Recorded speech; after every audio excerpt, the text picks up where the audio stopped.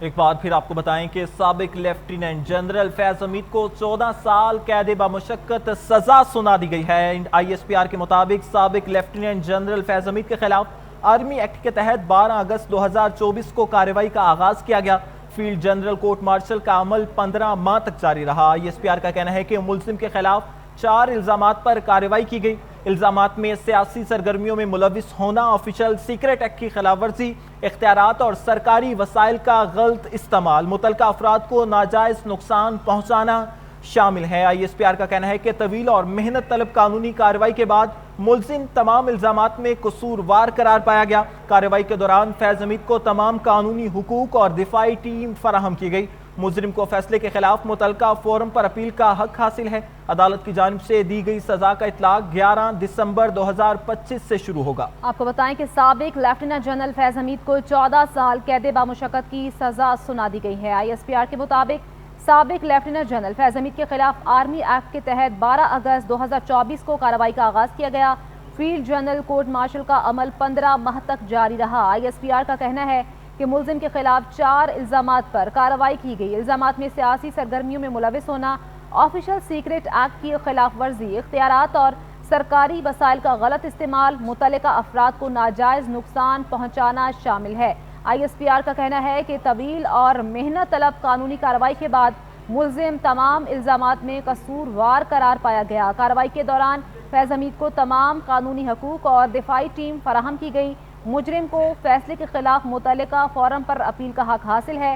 عدالت کی جانب سے دی گئی سزا کا اطلاق 11 دسمبر 2025 سے شروع ہوگا۔ اس حوالے سے مزید بات کر لیتے ہیں، ہمارے ساتھ سینئر تجزیہ کار ساجد بھٹی موجود ہیں۔ جی ساجد، بتائیے گا، سابق لیفٹیننٹ جنرل فیض حمید کو 14 سال قید بمشقت کی سزا سنا دی گئی ہے۔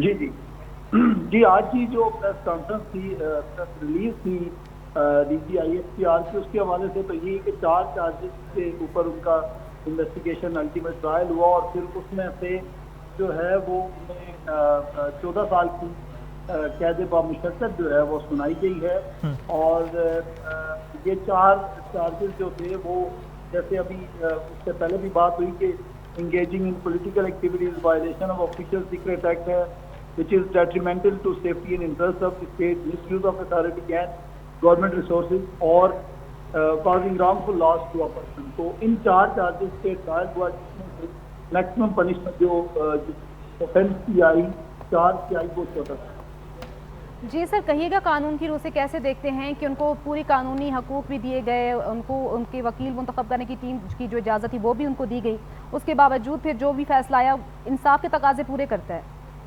جی ہاں، یہ بات جو پریس کانفرنس سے سامنے آئی اس میں یہی تھا کہ he was provided the opportunity اور ڈیفینس کاؤنسل، جو کہ انہوں نے اپنی مرضی سے اپنی پسند کے جو وکیل تھے وہ مقرر کیے، پوری ٹیم مقرر کی، اور الٹیمیٹ جو ہے وہ جو ٹرائل کنکلوڈ ہونے کے بعد یہ سزا جو ہے وہ اس کے حقدار قرار پائے۔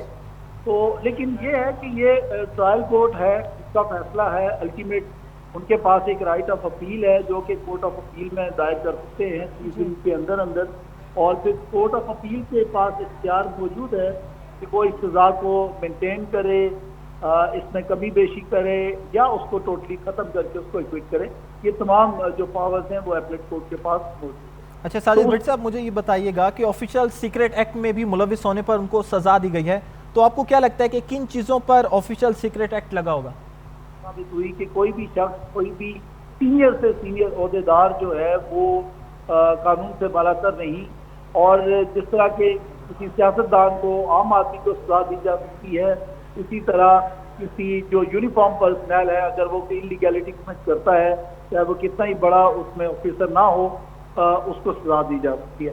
یہ جو ہے یہ قانون یہ خوش آئند